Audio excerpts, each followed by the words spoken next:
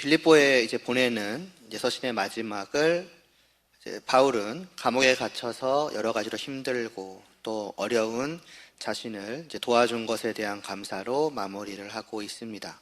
근데 이것이 결코 그냥 어떤 물질적인 어려움이 해결되었기 때문이 아니었죠. 왜냐하면 그는 어떤 상황에 처하든지 간에 언제나 만족하고 또 기뻐할 수 있었기 때문입니다. 왜 그럴 수 있었겠습니까? 분명히 그것은 그가 주님 안에서 하나님과 함께하고 있기 때문이겠지요. 다시 말해서 오직 홀로 영광 되시며 거룩하시고 우리를 만족시킬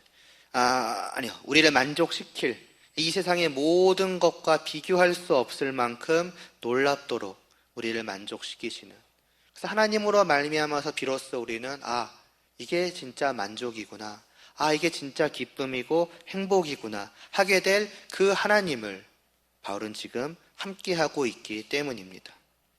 그리고 이에 더하여서 바로 그 하나님께서 온 세상을 그 손안에 두시고 또 모든 것을 주관하신다는 그 이유 때문이기도 할 것이라고 말씀을 드렸었습니다.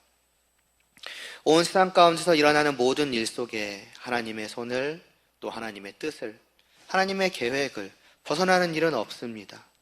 그 말은 나를 둘러싼 모든 상황들 또 환경들이 아무리 변하고 또 변한다고 할지라도 여전히 그 모든 것들은 다 하나님의 손안에 있음을 의미합니다. 참으로 지혜로우시고 또 선하시고 또 의로우시며 그리고 자신의 아들을 내어주시기까지 우리를, 또 나를 자녀 삼으시기까지 사랑하시는 그 나의 아버지 하나님의 손안에 있는 것입니다.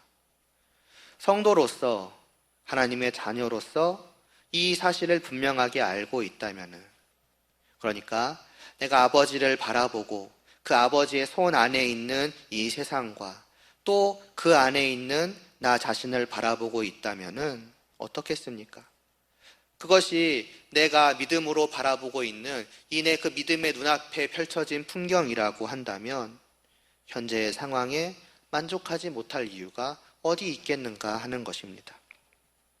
설령 현재의 상황이 괴롭고 힘들지라도, 그리고 그로 인해서 나의 육신이 눈물을 흘리지라도, 그러나 여전히 내 영혼 깊숙한 곳에서 흘러나오는 하나님으로 말미암은 평안과 안심과 기쁨이 있는 것입니다. 왜냐하면 나의 아버지의 사랑과 나의 아버지의 선하고 지혜로우신 뜻이 지금 그 상황 속에서도 여전히 있음을 나는 보고 있기 때문입니다. 그 뜻이 아버지의 손안에서 지금도 내게 이루어지고 있는 가운데 있으며 또 계속해서 그러할 것이며 마침내는 완성될 것이기 때문이지요. 물론 그 극심한 고난은 그런 우리의 확신을 흔들리게 만들 수도 있습니다. 만족하고 또 기뻐하고자 하는 우리에게 계속해서 질문하며 끊임없이 우리를 흔드는 것이지요. 정말로 그러하냐? 정말로 하나님의 선하신 뜻이 너에게 이루어질 것이 확실하냐? 만일에 이 고난이 지금 이 땅에서 살아가는 동안에 끝나지 않는다면 어떡할래? 계속 이렇게 살다가 죽음을 맞이한다면? 그럼 그때도 정말 후회하지 않을 자신이 있어 라고. 지금이라도 늦지 않으니까 하나님을 떠나보는 것은 어떻겠으며 하나님 밖에 있는 행복을 찾아 나서보는 것은 어떻겠느냐는 식으로 계속 우리를 뒤흔드는 것이죠. 하나님을 벗어나면 이 고난에서도 벗어날 수 있다라고 하는 일종의 그러한 유혹이 우리를 흔드는 것입니다. 그러나 무엇이 성도에게 있어서 참으로 선이 이루어지는 것입니까? 무엇이 성도가 바라는 참된 행복한 결국입니까? 그것은 이 땅에 무언가를 얻는 것에 있지 않습니다. 이 땅에서 잘 되고 물질적으로 잘 살고 하는 것이 아닙니다. 그 모든 것들은 이미 내 눈앞에서 그 빛을 진즉에 잃어버렸습니다. 참으로 빛나시는 거룩하신 하나님을 뵙게 되었기 때문입니다. 그러한 나에게 있어서 오직 선은 하나입니다. 그 영광 되신 그 거룩하신 하나님께로 가서 그분과 함께함을 영원토록 누리는 것입니다. 그보다 중요한 것은 없으며 또 그보다 원하는 것은 없습니다. 그리고 바로 그 선함이 반드시 이루어진다는 것입니다. 하나님의 손 안에 나를 두시고 나를 데리고 가시는 그 길은 바로 이 길이며, 그 길 끝에서 우리가 보게 되는 것은 그 하나님의 나라로의 입성입니다. 그렇기 때문에 이 땅에서 설령 마지막에 마지막까지 고난으로 끝난다고 할지라도 이것은 변함이 없는 결국입니다. 하나님이 인도하시는 그 모든 길은 오직 그 영광된 나라로 연결되어 있습니다. 그렇기 때문에 성도는 끊임없이 자기 안에서 나를 흔드는 그 질문에, 때로는 잠시는 그 마음이 흔들릴지라도 결국에는 확신하며 대답하게 될 것입니다. 나는 확신한다고. 정말로 하나님의 선하신 뜻은 지금 이 순간에도 이루어져 가고 있으며 반드시 이루어질 것이라고. 내가 소망하며 바라보는 것은 이 땅이 아닌 저 영광된 천국에 있으며, 나는 지금도 그곳을 향해 가고 있으며 마침내 그곳에 들어갈 것이라고. 하나님께서 지금도 나를 그 손 안에 두시고 나를 데리고 가고 계시는 중이라고. 하루하루 매 시간 매 시간 그것은 내가 바라보는 저 하늘나라에 가까워지고 있는 것이고, 그것이 믿음으로 보여지니 내가 어찌 만족하지 않을 수 있겠으며 기뻐하지 않을 수 있겠는가. 그 영혼에서부터 우러나오는 결국 대답을 하며 굳건히 결국은 이 땅에서부터 서가게 될 것입니다. 이제 이런 지난 시간의 말씀에 이어지는 오늘 본문 14절의 말씀은 이제 그러나로 시작을 합니다. 이 앞에 절까지와의 흐름과 연결하여 본다면 그럼에도 불구하고 라는 표현이 조금 더 어울리지 않을까 싶습니다. 그럼에도 불구하고, 그러니까 나는 모든 상황 속에서 자족할 수 있으며, 그렇기에 지금도 내가 기뻐하는 것은 그저 물질적인 후원을 받은 것 때문이 아니다. 그것이 없어서 궁핍하였을지라도, 그러니까 너희가 그런 물질적인 후원을 보내주지 않아서 내가 궁핍하였을지라도 나는 만족하였을 것이다. 그럼에도 불구하고 라는 것입니다. 그럼에도 불구하고 너희가 내 괴로움에 함께 참여하였으니 잘하였다라고 바울은 다시금 이들이 이제 자신에게 한 일에 대해서 칭찬과 감사를 보내고 있습니다. 무엇을 보여주고 있습니까? 분명히 모든 상황 속에서 성도가 자족할 수 있는 것은 맞습니다. 그러나 그렇다고 해서 어떠한 물질적인 것들이나 그것을 보내서 자기를 도와주는 그 도움의 손길을 무가치하게 여기거나 무의미한 것으로 생각하거나, 그래서 기뻐하지 않고 감사하지 않고 아무렇지 않게 여기는 그러한 것은 또한 아니라는 것입니다. 그러니까 우리는 그 성도의 자족에 대해서 오해해서는 안 되는 것입니다. 궁핍할지라도 분명히 나는 만족하고 기뻐한다. 그렇기 때문에 성도는 주어지는 것들을 무시하고 무가치하게 여기는가? 그런 것들을 나에게 아무런 기쁨과 만족으로 여기지 않는 무의미한 것들로 생각하는가? 그렇지 않다는 것입니다. 이미 앞에서 보았던 것처럼 비천할 때에만 자족하는 것이 아닙니다. 풍족할 때에도 자족하는 것입니다. 만약에 가난하고 힘들고 괴로울 때에만 만족을 하거나 자긍심을 가지고, 그리고 거꾸로 풍요로운 것에는 만족하지 못하고 또 부끄러워한다면 그것 또한 성도로서 올바른 자세는 아니라는 것입니다. 왜냐하면 그 또한, 그 나를 물질로 풍요하게 하시는 그 또한 하나님으로부터 주어지는 것이기 때문입니다. 그 또한 하나님의 손 안에서 나를 향한 그분의 선하신 뜻 가운데에서 베풀어지는 것이기 때문입니다. 애시당초 이 땅에 있는 것들을 창조하신 분도 하나님이시고, 그 창조하신 것들을 보고 좋아하셨던 분도 하나님 아니시겠습니까? 그것을 우리가 멋대로 무가치하고 무의미하고 누리면 안 될 것이나 또 누리면 부끄러운 것으로 여기는 것은 분명히 잘못된 모습일 것입니다. 그리고 그렇기 때문에 빌립보 교회가 바울에게 한 것과 같이 사람을 통해서 베풀어지는 여러 가지 도움들을 나는 그런 것 없어도 만족하니까 필요 없다. 나는 그런 것들에 가치를 두지 않는 사람이야. 나는 오직 저 하늘의 것에만 의미를 두는 사람이야. 그러니까 필요 없고 고맙지도 않고 기쁘지도 않다라는 식으로 반응을 해버린다면은 그것은 성도로서 말도 안 되는 일이라는 것입니다. 자족하는 자는 하나님의 뜻과 그분의 그 손길을 받아들이는 자이지 거부하고 튕겨내는 자가 아닙니다. 그렇기 때문에 모든 상황을 기쁨으로 받아들이고 또 그렇기 때문에 상황 속에서 내게 보내주시는 사람들과 그들의 손길도 기꺼이 그리고 즐거이 또 감사함으로 받아들이는 사람들인 것입니다. 그리고 그렇기 때문에 그 사람을 통해서 나를 돌보시고 내게 좋은 것을 베푸시는 하나님을 바라보며 기뻐하고 감사함이 마땅하며 또 하나님의 뜻을 따라서 나를 돕는 그 사람 혹은 그 사람들의 그 나를 향한 사랑과 그 은혜에 기뻐하고 감사함이 당연한 것이지요. 그것이 모든 상황 속에서 자족하는 성도들의 올바른 모습이라는 것이며 만일 그렇지 못하다면 그것은 사람을 향하여 오만한 것이요 나아가 하나님을 향하여서도 오만한 것이 아닐 수가 없을 것입니다. 하나님의 사랑으로 베풀어 주시는 그 손길을 내가 멋대로 그것은 무가치한 것으로 여기고 튕겨낸다면 그것이야말로 오만한 모습이 아니겠습니까? 여기에 더하여서 바울이 특별히 이 교회가 이러한 교회로부터 주어지는 또 사람으로부터 주어지는 이러한 도움을 기뻐하고 좋아하며 정말 그러한 도움을 베푸는 자들을 칭찬하는 이유가 또 있다고 말씀하고 있습니다. 내 괴로움에 함께 참여하였으니 잘하였도다고 합니다. 자기의 고난에 동참하며 함께 하였기 때문에 그것이 기뻐하고 좋아하고 있는 이유요, 칭찬하는 이유라는 것이지요. 왜 이게 잘한 일입니까? 바로 이것이야말로 성도다운 것이기 때문입니다. 하나님께서 주님 안에 있는 우리 서로가 맺게 하신 관계가 있습니다. 이미 말씀드렸듯 연합입니다. 하나 된 관계입니다. 하나님께서는 주님 안에서 우리를 한 몸 되게 하셨고 서로 지체되게 하셨습니다. 그리고 이렇게 하나 되게 하신 우리를 향한 하나님의 뜻은 분명합니다. 하나됨을 지키라는 것.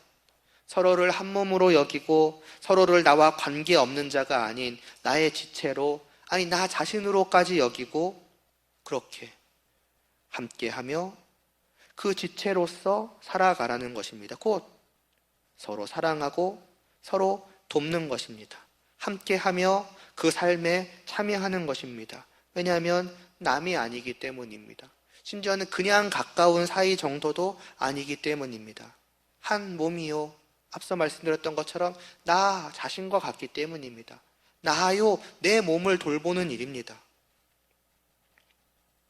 곧 내가 성도로 살아간다는 것은 이 몸의 일부로 살아간다는 것이고, 몸의 일부로 살아간다는 것은 내 마음, 내 행동 하나하나가 전부 다 이 온 몸을 향하여 또 온 몸을 위하여 살아간다는 것과 같습니다. 그게 지체로서 살아간다는 것입니다. 그게 성도로서 살아간다는 것입니다. 지체인데 지체로서 살아가지 않는 지체는 살아도 죽은 것과 다를 바가 없습니다. 적어도 그 몸에 있어서는 잘못된 지체입니다. 제대로 기능을 하지 못하고 있기 때문이지요. 이 한 손가락이 그냥 움직인다고 살아있는 것이라고 할 수 있겠습니까? 머리로부터 주어지는 그러한 명령을 따라서 온 몸을 위하여서 함께 이 몸의 일부로서 움직이는 것입니다. 반대로 혼자 따로 움직인다면 그 한 손가락만 놓고 보면은 나는 힘차게 잘 움직이며 살아가고 있다고 생각할지 모르나 몸 전체로 본다면 그것은 문제가 있는 것이고 잘못된 것이요, 수술을, 증만과 징계와 고침을 받아야 하는 것입니다. 반대로 연결된 온 몸을 위하여, 나 자신을 위하여 같이 움직인다면 비로소 그것은 지체로서 잘 하고 있는 것이 될 것이고, 그래서 지체로서 잘 하고 있다고 칭찬받을 만한 일이 될 것입니다. 지금 이 빌립보 교회가 바울에게 한 일이 그러한 것입니다. 이들은 주님과 연합한 몸으로서 그 몸의 지체들로서 지금 살아가고 있는 것입니다. 주님 안에 있는 참된 생명을 따라서 활동하고 있는 것입니다. 같이 주님 안에서 지체된 이 바울을 외면하지 않고 있으니까요. 멀리 떨어졌다고 나의 몸이 아닌가? 그렇지 않다는 것이지요. 저 머리 끝에서부터 발끝까지 엄청난 거리가 있다고 할지라도 여전히 한 몸 안에 있는 한 지체요, 나 자신과 같은 것입니다. 필리포 교회는 바울을 그와 같이 여긴 것입니다. 외면하지 않은 것입니다. 그가 아프고 괴롭고 힘들고 연약해져 있을 때 그것을 신경 쓰고 이를 위해 기도하며 돕기 위해 힘을 쓰고 또 실제로 돕고 있는 것입니다. 그것을 바울은 지금 경험하여 확인하고 있으니 어찌 기쁘지 않을 수가 있겠습니까? 같은 지체로서, 그리고 무엇보다도 양떼를 돌보는 그 목자로서 말입니다. 이전에도 몇 번 말씀을 드린 것 같습니다만은 목회자로서도 그렇고 성도로서도 그렇고 다른 사람들, 특별히 교회 안에 있는 사람들을 향해서 그들을 바라보며 무엇을 가장 바라겠습니까? 저들에게서 무엇을 보기 원하고 무엇을 볼 때에 가장 기뻐하고 정말 행복해 하겠습니까? 다름이 아니라 저들의 성도됨을 확인하는 것입니다. 저들도 진정 구원을 받았구나. 저들도 진정 하나님의 자녀가 되는 그 복락을 지금 누리고 있구나. 저들도 나와 같이 주님 안에서 참 생명을 누리었구나 하는 것을 보아 알게 되는 것보다 더 바랄 것, 더 기쁠 것은 없습니다. 왜냐하면 알기 때문이죠. 그게 가장 복된 것이라는 사실을 말입니다. 아니, 이게 유일하게 복된 것이라는 것을 알기 때문입니다. 그렇기 때문에 부디 모두가, 그리고 특별히는 내가 눈으로 보는 저들이, 나와 가까운 자들이 이것을 놓치지 않고 누리기를 바라는 것은 정말로 당연하지 않겠습니까? 그리고 그것을 확인하게 되는 것보다 더 나를 기쁘게 할 것이 어디에 있겠는가 하는 것입니다. 세상에서도 가장 가까운 사람들끼리 너가 정말 잘 됐으면 좋겠다고, 또 너가 정말로 잘 돼서 기쁘다고 진심으로 바라고 말하고 기뻐하지 않습니까? 그것이 우리에게 있어서는 바로 이것입니다. 나와 같이 주님 안에 있는 것, 주님 안에서 한 몸을 누리는 것, 내가 맛보는 이 하늘나라의 그 복락을 같이 누리는 것입니다. 그리고 그것을 지금 바울은 확인한 것입니다. 그러니까 뛸 듯이 기뻐하며 잘했다고, 바로 그거라고 기뻐하며 칭찬하는 것이죠. 더하여 이것은 또한 바울이 감당하는 사역을 생각해 봤을 때 주님의 일에 동참하는 것이기까지 하지 않습니까? 주님의 일을 외면하지 않고 주님을 위해서 주님의 일을 감당하는 그 바울을 생각하는 것은 곧 주님을 생각하는 것이요, 그를 돕는 것은 곧 주님의 일에 함께하는 것이니 성도가 칭찬받을 일이 있다면 바로 이것 아니겠는가 하는 것입니다. 이러하기 때문에 성도가 누군가를 사랑하여 그를 생각하고 돕는다는 것은, 또 그 도움의 손길이라는 것은 그냥 겉으로 보여지는 어떤 크기의 크고 작음에 상관없이 참으로 깊은 의미와 가치를 지니는 일이 아닐 수가 없습니다. 여러 가지 의미로, 이미 조금 전까지 여러 가지를 말씀을 드렸지만은 그런 여러 가지 의미로 크게 기뻐하고 칭찬할 만한 일인 것입니다. 그리고 이것은 다만 한 사람 바울의 기쁨이요 칭찬이겠습니까? 이런 말씀 드릴 때마다 끊임없이 언급했던 것처럼 그를 종 삼으신 주님의 이 교회를 향한 기쁨이요 칭찬이기도 할 것입니다. 그러니 성도가 누군가를 정말 마음으로부터 생각하고 돕는다는 것이 얼마나 더 큰 의미와 가치가 있는 일이겠는가 하는 것입니다. 뿐만이 아닙니다. 15절부터 사도는 이제 과거를 상기시키며 이렇게 말씀하고 있습니다. 자신이 마게도나를 떠날 당시부터 이 빌립보 교회는 계속해서 바울과 교류하며 바울에게 필요한 것들을 때때로 보내어 그를 도왔었고, 또 데살로니가에 있었을 때에도 이들은 2번이나 바울에게 필요한 것들을 보내었다고 합니다. 세상 왜 이런 말을 하는 것일까요? 이어지는 17절에서 말합니다. 내가 선물을 구함이 아니요 오직 너희에게 유익하도록 풍성한 열매를 구함이라고요. 그러니까 그때에도 그렇고, 그 당시에도 그렇고, 지금도 그렇고, 바울은 그냥 단지 그냥 저들이 보내는 어떤 선물, 뭐 물질, 뭐 돈, 그냥 그 자체를 보고 있는 것이 아닙니다. 아니, 그 주어지는 선물이나 그 물질적인 도움이 그냥 선물이다, 그냥 돈이다로 보이는 것이 아니라 바울에게 있어서는 그것들이 바로 열매였다고 합니다. 믿음의 열매요, 영적인 열매죠.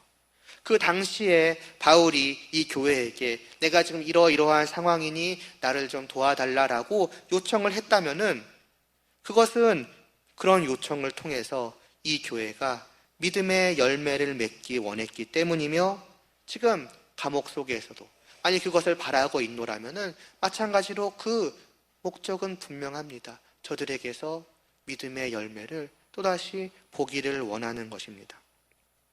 단순히 나를 도와달라, 내가 부족하네, 내가 쓸 것을 보내라가 아니라 그런 바울 자신의 요청을 통해서 이 교회가 같은 지체된 이 바울을 지체로서 생각하게 되고 또 주님의 종인 바울을 생각하며 주님의 일을 생각하게 되고 그래서 한편으로는 바울을 향하고 또 한편으로는 그를 종삼으신 주님을 향한 그 사랑이 그 지체로서 한몸된 자로서 같은 자녀들로서의 사랑하는 마음이 불일 듯 일어나서 실제로 도와주는 곧 실제로 그 주님의 몸된 지체로서 일하게 되는 아니 일한다는 표현보다는 그냥 그 생명의 활동을 그러니까 살아가는 그 삶의 열매를 맺기를 바랬던 것이며 지금도 마찬가지인 것입니다. 나의 이 요청을 통해서 너희의 그 믿음의 열매를 맺어 달라는 것이지요. 더욱이 바울은 그렇게 맺어지는 열매가 그냥 열매가 아니라고 합니다. 너희에게 유익하도록 하는 풍성한 열매라고 합니다. 이걸 직역하면은 너희의 돈이 풍성하게 불어나도록 하는 열매, 뭐 이 정도의 뜻입니다. 좀 쉽게 얘기를 하자면은 투자입니다. 투자할 때 성공적인 투자죠. 그러니까 이익이 막 불어나는 것입니다. 마치 그러한 열매로 표현을 하고 있습니다. 무슨 의미인가?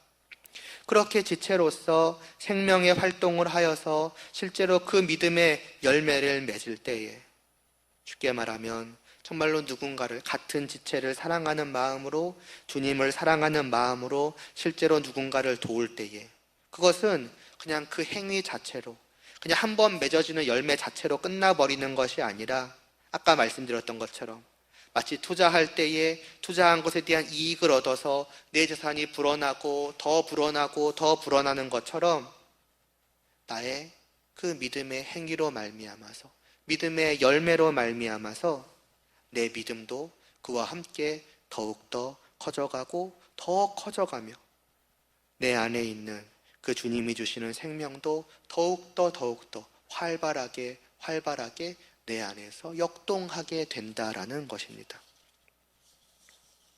곧 내가 성도로서 실제로 실천하며 살아가는 그 사랑의 삶이 나로 하여금 더욱더 그렇게 살아가도록 만든다는 것이지요. 성도를 사랑하고 주님을 사랑하는 그 성도로서의 삶이 나로 하여금 이전보다 더욱더 그러한 삶을 더 온전히, 더 가득히, 더 풍성히 누려가도록 만든다는 것입니다. 내 실제의 삶이 머리 대신 주님을 향한 마음과 같이 지체된 서로를 향한 마음을 더욱더 뜨겁게 타오르고 더욱더 간절하게 만들고 내 삶이 더욱 주님을 위하고 서로를 위하여서 살아가도록 마음먹게 만들고 의지를 갖게 만들고 실제로 더 그렇게 살아가도록 만든다는 것입니다. 다르게 말하면 성도로서 한 번 맺은 열매는 나로 하여금 더 큰 열매를 맺도록 이끈다는 것이죠. 이러한 바울의 바램대로 빌립보 교회는 처음부터 지금까지 바울을 도와왔습니다. 그래서 18절에서 바울은 말합니다. 내게는 모든 것이 있고 또 풍부한지라고요. 왜요? 에바브로디도를 통해서 이 교회가 자기에게 준 것을 받았기 때문입니다. 단순히 물질적으로 여유롭다, 물질적으로 풍족하다, 그것은 아닐 것입니다. 고난과 핍박 속에 있는 이 빌립보 교회가 물질적으로 넉넉하게 바울을 도와줄 수는 없었을 것이며, 또 아무리 많이 보낸다 한들 그것이 감옥 안에 갇혀있는 자에게 충분한 것이겠습니까? 그런데 그러함에도 불구하고 바울은 그들이 준 것으로 말미암아 내가 풍족하고 풍부하고 모든 것이 있다고까지 말씀을 합니다. 왜이겠습니까? 풍족한 물질을 받은 것이 아니라 그 안에 담겨진 풍족한 그 믿음의 열매를 받았기 때문입니다. 그들의 믿음과 사랑의 그 영적인 열매가 그 주어진 것 안에 넘치게 담겨 있음을 알았기 때문입니다. 그래서 곧이어 말합니다. 이는 받으실 만한 향기로운 제물이라고요. 그리고 하나님을 기쁘시게 한 것이라고요. 하나님께 드려지는, 하나님께서 받으시고 흠양하시고 기뻐하시는 그러한 향기로운 열매를 이 바울이 지금 받았으니, 앞에 17절에서 그가 바란 대로 말이지요. 그 바란 대로 받았으니, 그러니 바울은 지금 너무나도, 말하자면 그 영혼이 배부른 것이지요. 너무나도 풍족한 것입니다. 다른 게 더 필요 없다는 것입니다. 너에게 너무 지금 배 터지게 내가 지금 준 것을 받아 먹고 있다 하는 것입니다. 성도로서 서로를 생각하며 돕는다는 것이 바로 이러한 것이라는 말씀입니다. 그 믿음의 열매, 또 사랑의 실천은 한편으로는 하나님을 기쁘시게 하는 것이요, 또한 다른 사람들을 기쁘시게 하는 것이며, 그리고 또 한편으로는 나 자신을 이와 같이 성도로서 참으로 유익하게 만들기까지 한다는 것입니다. 무엇이 우리의 영혼을 배부르게 만들고 무엇이 우리의 영혼을 실제로 자라나게 만드는가? 바로 사랑의 실천입니다. 그 사랑을 실제로 주고 받는 것이 우리 서로의 영혼을 배불리 채웁니다. 하나님이 기뻐 받으실 만한 정도이니 우리에게 있어서는 어떻겠습니까? 더 그러하지 않겠습니까? 이는 우리가 실제로 행하고 경험해 봄으로써만이 알 수 있을 것입니다. 그저 말씀을 듣고 고개를 끄덕이는 것만으로는 그럴 것 같은데 정도로는 느낄 수 있을지 모르나, 그 실제의 배부름을, 그 넘치는 영혼의 기쁨을 실제로 맛보게는 못할 것입니다. 그리고 실제로 맛보지 못하였으니 더 해야겠다고, 더 하고 싶다고, 더 먹고 싶다고 하지도 못하게 될 것입니다. 내가 먹어본 적이 없으니 또 다른 사람들한테 구하지도 않겠죠. 너도 좀 먹어보라고, 난 너에게 그러한 열매를 받기 원한다고, 나도 주고 싶다고, 내가 줘보니 너무 좋고 먹어보니 너무 복되었다고. 그러나 그것을 해보지 않은 자, 먹어보지 않은 자는 그렇지 못할 것입니다. 그러니 내 스스로도 그저 영적으로 정체되어 있거나 오히려 퇴보할 것이고, 다른 사람들도 그러하기 쉽겠지요. 반대로 일을 해보고, 그래서 이 내 영혼의 기쁨을 정말로 맛보았다면 나는 그 맛과 그 배부름에 취해서 더욱더 그 맛을 보기 원하고, 더욱더 내 영혼이 배부르게 되기를 원할 것이고, 그리고 나 자신만 그것을 맛보는 것으로 그치기에는 너무 아까우니 같은 지체들에게도 이걸 맛보기를 원한다고, 배부르게 되기를 원한다고 원할 것입니다. 그리고 원하니까 그들을 생각하며 그들도 이것을 맛볼 수 있도록, 이 열매를 맺을 수 있도록 기도하게 될 것이고, 기도하니 가능하다면 그들을 사랑하며 돕겠죠. 돕는 기회가 있을 때마다 더 하려고 할 것이고, 또 그들도 그런 것을 할 수 있도록 바울처럼 때로는 정말 사랑의 마음을 담아서 요청하고 요구하고 해보라고 권면하기도 하겠죠.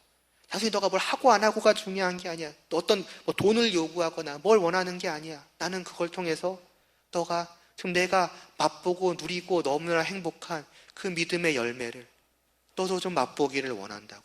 내가 먼저 해봤다고. 그러니까 너무 좋더라고. 주는 것도 좋고 받는 것도 좋고, 너도 이 기쁨에 같이 동참했으면 좋겠노라고 진실된 마음으로 그렇게 원하고 권면하고 돕고 하겠죠.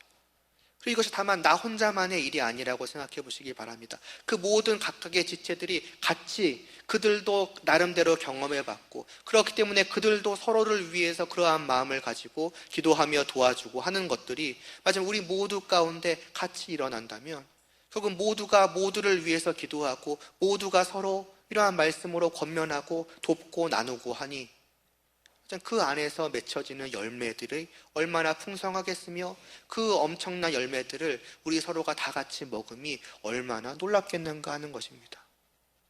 그리고 그것을 한번 맛본 공동체는 계속 맛보기를 원할 것이니, 그 맛이 너무나 달콤했음을 서로가 다 공감하니까요.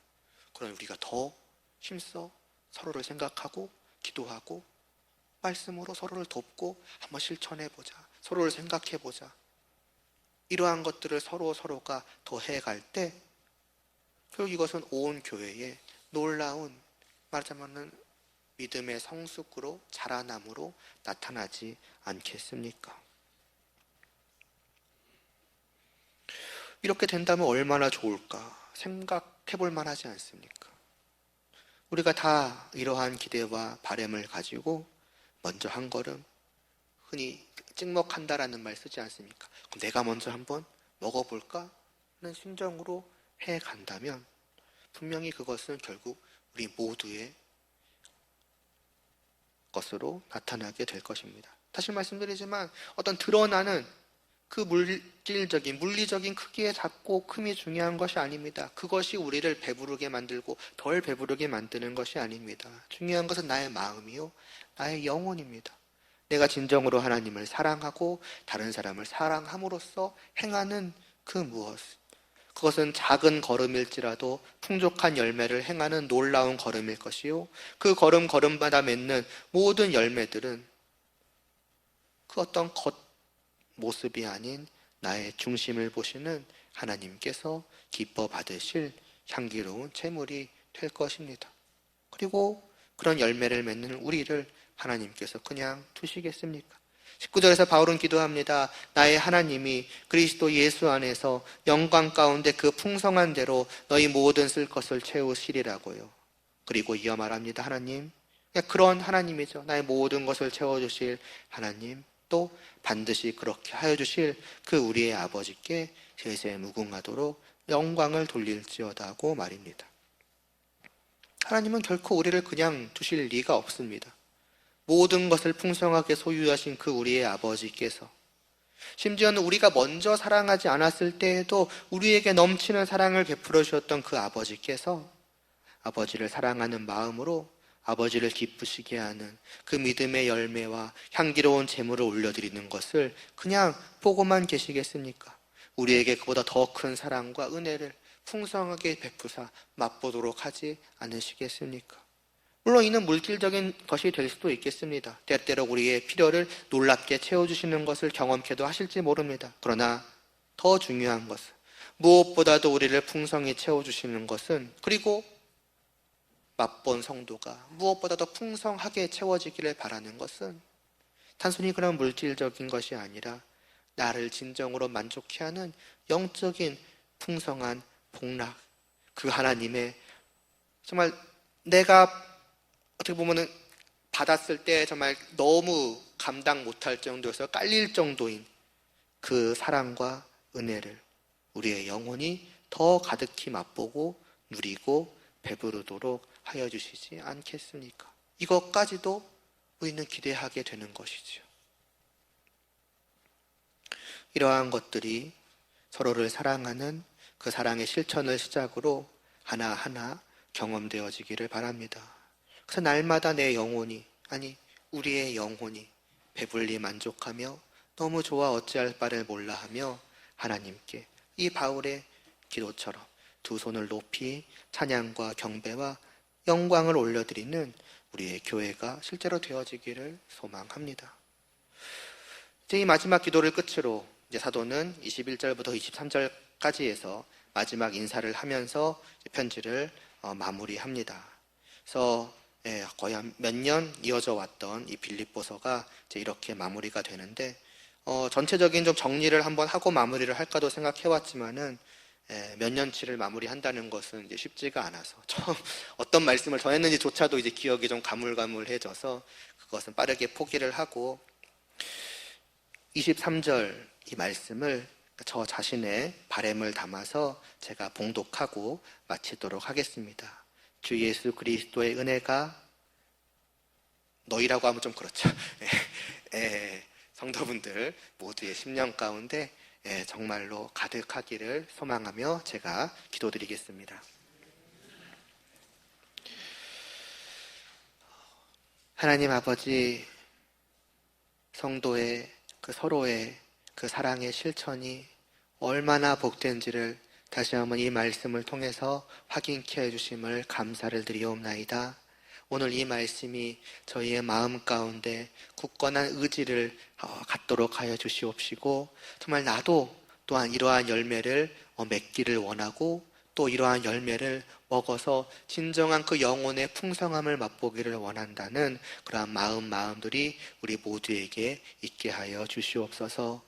그리함으로써 서로를 생각하며 사랑하는 그 사랑의 실천에 애씀이 우리 가운데 끊이지 않도록 하여 주시고, 그러함으로 우리 교회 가운데 그 열매들이 주렁주렁 맺히게 하여 주시옵시고, 그 열매를 서로 따먹으며 즐거워함으로 말미암아 더 많은 열매들을 가득히 맺고 함께 누리며 맛보고자 하는 그러한 열망이 이 교회를 가득 감싸도록 하여 주시옵소서. 그러한 저희의 열매들을 통해 하나님께서 기뻐 받아주시옵시고, 그 열매를 기뻐하시는 하나님께서 또한 이 교회에게 사랑과 은혜를 베푸사 넘치는 풍족함을 가득 맛볼 수 있도록 은혜 베풀어 주시옵소서.